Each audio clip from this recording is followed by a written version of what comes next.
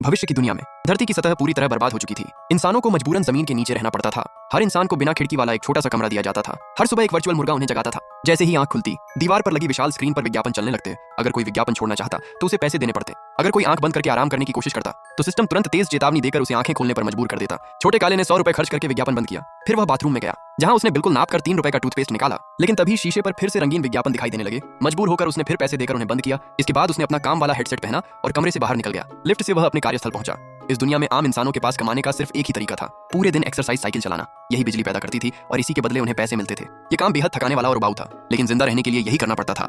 जैसे ही छोटा काला साइकिल पर बैठा, सीट अपने आप उसकी ऊंचाई के हिसाब से सेट हो गई। साइकिल चलना शुरू हुई और स्क्रीन पर कमाई के अंक बढ़ने लगे। बाकी लोग समय बिताने के लिए कॉमेडी शो देखते हुए साइकिल चलाते थे, लेकिन छोटा काला ऐसा नहीं करता था। वह एक बोरिंग एजुकेशनल चैनल देखता था, क्योंकि उसे देखने पर कमाई दोगुनी हो जाती थी। दोपहर में खाने का समय हुआ।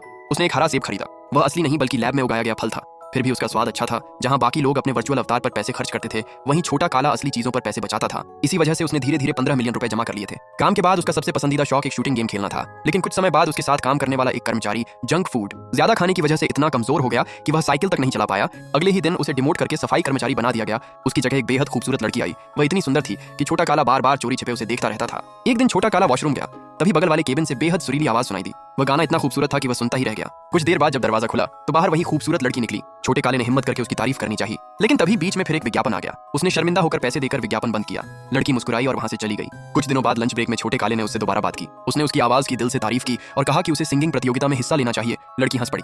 उसने कहा कि सिर्फ ऑडिशन का टिकट ही 12 मिलियन का है। इतनी बड़ी रकम जुटाने में पूरी जिंदगी निकल जाएगी। लेकिन छोटे काले ने कहा, अगर तुम जाओगी तो टिकट मैं खरीदूंगा। जब लड़की ने टिकट खरीदने वाला पेज खोला, तब तक उसकी कीमत बढ़कर 15 मिलियन हो चुकी थी। ये छोटे काले की पूरी जिंदगी की कमाई थी। उसने सिर्फ एक पल सोचा, फिर बिना झिझक सारी जमा पूंजी खर्च करके टिकट खरीद लिया। लड़की ने खुशी से उसे धन्यवाद दिया और उसके गाल पर एक प्यार भरा चुंबन दिया। छोटे काले को लगा कि उसकी सारी मेहनत सफल हो गई।